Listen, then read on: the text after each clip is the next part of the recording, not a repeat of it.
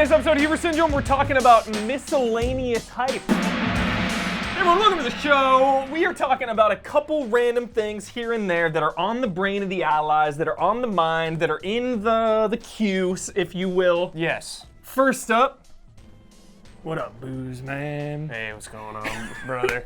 Brad, dude, you're going through Days Gone. Yes, right, I am. I have not had the chance to fully talk about Days Gone on a frame trap or anything. We haven't. Like, let's spill it. What are your thoughts? The ultimate, I know we throw this around a lot, the ultimate swimming in sevens, baby. Just having a good time. I love it. This is one of my favorite games of the year, hands down. Ooh. I want to talk about a couple things that you and I love together. Uh-huh. Melee and shotguns. That's true. We do love those things. How are they in Days Gone? Melee Because is fun. they won't trust me if I tell them the shotguns. Melee is fun. The shotgun, I was playing last night with headphones on, and I was like, this shotgun sounds good. Yeah. This sounds good. Yeah. But little weak on the impact. Little weak on the impact. Little weak on the impact. You know what I do love doing though, Brad, is a roll into a shotgun blast on a ripper. Yeah, it's just classic. Goddamn Classic. rippers. Yeah, it's a classic move. All right, tell me like what you love most about the game. Just gut takes. Like what really stands out. I think the locale is really great. I love dude, you know what it reminds me? It reminds me of like the Bear Rapids from California Adventure, dude. That's what it reminds me of, dude. Just the vibe. Like Grizzly Hills all that's what it around. is. Yeah, Grizzly Hills from WoW, just Yeah. like out in the wilderness, big trees everywhere, running streams. Yeah. Just cruising on my bike, baby. You know, I'm curious because you don't despise anything really. You don't despise racing games, but Correct. they're lower on your list of hype. Yes. You're driving a lot in this game on the bike. Are you into it? Yeah, I like it. Yeah. I think it's fun, dude. So as long as it's just not racing, you're cool with I mean, I'm okay with racing games. Yeah. But it's just like, it's not like my favorite thing. Yeah. But I don't mind it. It's You're into all the good. bike. Yeah, I like driving the bike, dude. It's cool, man. Well, like, okay. Do you customize the bike? Oh, yeah. Visuals first? Cosmetics or Oh, always parts. Always okay, parts, baby. okay. Get that bike efficient as possible. I really love running over freakers. Like Yes, freaks, dude. yes, good, yes. good thud sound. It I really slows the like, bike. For what the game lacks in the shotgun, it makes it good in motorcycle impact sounds. Dude. I really appreciate that. Good job, Ben. Lastly, Yes. hordes. Intimidation. Give me some horde hype. Intimidation factor is high. Yeah. When the Nero compounds or whatever you like, you get the stuff running and like the speakers go off if you don't get them all. Yeah. They just hear this like the slow like putting your ear to the ground like. Yeah, you're like, oh my god, like walk out, dude, spraying all you can, get against the wall, dude. They slowly take you down as you're shaking. Oh, it's so fun. Adrenaline rush. Yeah, it's great. I love it. Daniel Bloodworth, I'm nervous. Nervous. Because the only thing we've talked about is that you didn't quite care for the Gotham finale. What bugged you? What was the problem? I can take it, I promise. Hold nothing back. Yeah, I just feel like it's a full skip because it's like it doesn't, I don't know, it doesn't feel like it does anything. It's just weird. It's almost like it's like a greatest hits, you know. Yeah. And it's like you start off with Gordon with the dumb mustache and like everyone knows this dumb mustache looks fake, right? Yeah. And then they make fun of it. Okay. Which like, I love. Okay. Yeah. I guess. Yeah. But then it's just, honestly, he should have just like ripped it off. but from there it's just like let's just get everyone in costume. Yeah. I read the thing from the actress, but I still thought we thought it was super weird to change The recasting Catwoman. of Catwoman, yes. Yeah. Yeah. Like for the last episode, really? Yeah. Everyone else is like pretending to be older. Why not you? Yeah. Especially because she really only had the one acrobatic scene, you know, and a couple dialogue scenes. So yeah, it definitely stood out. Here's my 2 cents, Blood, is that so many times when TV shows end, you know, with the exception of the greats, you know, I think of Breaking Bad, Sure. and watching a finale is usually bittersweet because it's like, okay, it's done, but, you know, on the outside of it, like, life is still going on. So I really appreciated being able to like kind of treat the last episode before this as the end, and this almost kind of like an epilogue, beginning of the future. So I really appreciated that, just being able to take a peek inside of like what had gone down in the 10 one of the years. other things that bugged us was actually before this episode, was actually in the real finale. Yeah. Was Bruce just like taking a hike and not saying goodbye to Selena, and like It's messed up. And it's also weird because like I feel like all the training that he should have gotten in that gap. Yeah. He already did that. Like, we already covered that in this series. Good point. Very good point. So I'm like, what are you doing now? And then why do you come back as Batman? That you didn't already, like, all this other stuff already led to. For sure. Two things I do want to cover is one, the Batman costume, nailed it. Because this show has been so hit or miss with costumes. Sometimes people look really cool, like Mad Hatter and stuff. Sometimes they just... Yeah, I think Mad Hatter's one of the best of the whole series. Yeah. Definitely. And sometimes they look horrible, like Firefly or Mr. Freeze. And I appreciated that they nailed the look of Batman, and the way they did it I thought was so awesome. You had all the main cast, like the true main people there from the beginning, Bullock, Gordon, Alfred, and then him on the roof. Did you like the moment? The final moment? The moment was all right. Yeah. All right, but there are a couple of things leading up to that. Like, well, number one, I thought it was strange that like they never wanted to show Bruce at all. Yes. To come back, like little jarring, yeah. Because like we know, like if Batman is going to be a thing, like it would actually make more sense for Bruce to be there, to kind of, be his if he's going to be undercover at all. If he's going to be like, I'm just going to be a normal guy.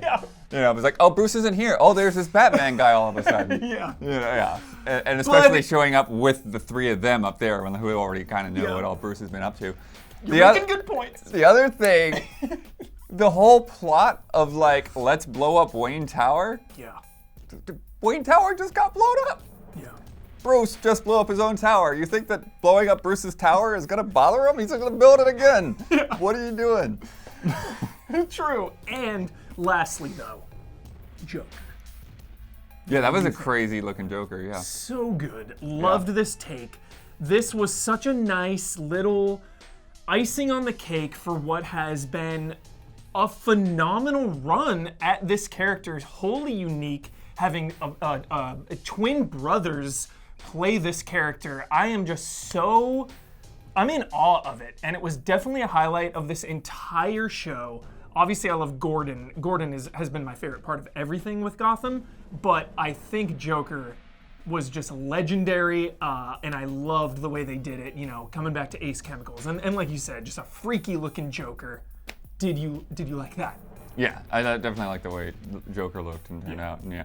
But didn't he like kill Harley out of nowhere?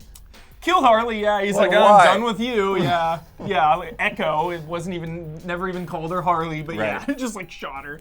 But also, really dark stuff, The show gets so dark and brutal, and, him just kind of like executing people there, like, it got pretty nuts, and I appreciate that. For sure. They didn't pull their punches, so to speak. We are back with Ben, who joined us last week for Persona 5.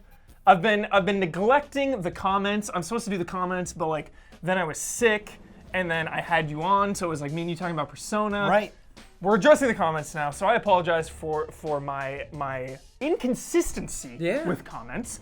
But regarding Persona 5, Ben, Boomstick Gaming, although some more apparent flaws while actually playing, the more time that has passed since completing Persona 5, the more it has sweetened in my mind. I couldn't say it at the time, but now looking back, I think Persona 5 might be the best JRPG of modern gaming. Ben Moore, what do you think about that? Yeah, it's a complex opinion for me, because in some ways, yes, totally. Yeah. And then in some other crucial key ways, no, super not. So in the ways that it has, yeah, I agree. I think kind of when I was playing it and I was reviewing it, you're very hyper looking at everything, where it's like, okay, is this feeling too long? How are the battles holding up over time? And you've talked about it before, where kind of you have that reviewer hat on. Yeah. And then you take that off, and when I reflect back on it, it's more about kind of the culmination of the experience. I know it's a word that you like to say a lot, but and I just think about the songs, and so like I'll get into Rivers in the Desert kick sometimes, and I'll be like, and then like certain scenes will flash into my brain. I'll be like, oh, that was so good, that was so powerful, that was so awesome, and still characters I get excited to think about. Some that I'm still really attached to, others that I'm not so much, but others that I super am. However, there's something that like just doesn't age well at all and wasn't good at the time, and it's only gotten like bigger, and I'm like, every time I think about it, I'm like, oh man, yeah, that really sucked. And that is the gay representation in Persona 5 is pretty awful. They have a couple of characters that just come off horribly, and they are not presented well at all, and it was like, how could you do this? And it just, I don't know, I want to expect better. And yeah, it's actually something that I didn't call out in the review that should have been called out. And yeah, it's something like I don't know what they're going to do exactly for Royal. Yeah. We know a few details now, but it's something that I think with Royal they definitely need to address because it was bad. Yeah, and you can't play as the new character in Royal. No. So as far as we know, no. So and any new relationship possibilities? No. Yeah, and it's I'm just of the belief that a lot of people enjoy your game that is about being in relationships and kind of choosing. It's all about bonds. Choosing who you hang out with and why you hang out with people. You know, you when I play Persona, it's like I do this because I want to because I like this person. And a bunch of people should be able to play however they want. Yes. Just straight up. And I realize that as a developer, you can't do everything, but I think trying to be more inclusive and trying to be better is a good goal. Fun respect. Yeah, Fun yeah. respect. Officer Beefsteak says, I really hope the additional stuff includes more character development for Haru and a rework of the dungeon you find her in. What do you think about Haru? Yeah, I think that person is totally right. Yeah. I remember getting Haru and being like, oh, wow, I'm really bumping up against the end here. Yeah. Like it just felt a little rushed. And we're getting a whole bunch more time in Persona 5 Royal, and so hopefully we can use that time to develop Haru a little bit more. I liked Haru, but I think just her placement and where her story was in the grand scheme of things, I didn't get quite as attached to her as I did some of the other Phantom Thieves. So yeah, I completely agree with this commenter. Who's your favorite? Oh yeah, I already got your favorite. Yeah. Who is my favorite? It's the what's it? I'm blanking on her name. Futaba. Futaba, there it is. Okay. Who gets an all new all-out attack. Yes. Episode 5. Dude, those Futaba buffs, man, they're essential. Yeah, they are. They're essential. Yep. Trashanuva says, Huber, I don't think of Persona 5 Royal as a change. I think of it as a plus. Persona 5 plus. There were a couple things that were lacking as compared to Persona 3 and 4. And this is their chance to make P5 a more perfect and well-rounded game. How do you compare Persona 5 to 3 and 4, Ben? Very different tones. Persona 3 was kind of going in this new direction for the series and had kind of this like, hey, we're protecting the world, secret society, kind of dark and occult theme, and all of them have that to some degree. Yeah. But an easier comparison for me is Persona 4, which is very intimate. It's about Inaba, it's about this town. It's about how this crazy tragedy is happening to an otherwise boring place. And Persona 5 is not that. Persona 5 is a much bigger scale. Like, we are solving this country's problems as the Phantom Thieves. Yeah. And so it's a lot bigger. And so I guess I want to know what he means specifically. I definitely see people say, like, oh, I missed that intimate nature of Persona 4. It was a little bit more relaxing. I felt like I got to understand people a little bit better. And I see that perspective. I think there are pluses and minuses to both, but yeah, I don't know. Is there anything from Persona 4 that you could think of that you'd really like in Persona 5? Like living with not Date. Dojima. Dojima. Yeah. Living with Dojima and Nanako is like the best. And I do love Sojiro and like getting coffee and doing all that. But like you were saying, that small town vibe right. is really appealing to me. It's like why I love Shenmue 1 versus Shenmue 2. Sure. Because Shenmue 1 is confined, small town, and then 2 is just like, whoa, Hong Kong, huge, a lot of strangers everywhere, big town. Right. It's just not as cozy. Right. And you just think about how like adorable Nanako is and how loving. Sojiro's kind of hard as nails for a long time, Yeah. and so it is a different atmosphere for sure. Not that Dojima isn't rough, he is. Yeah.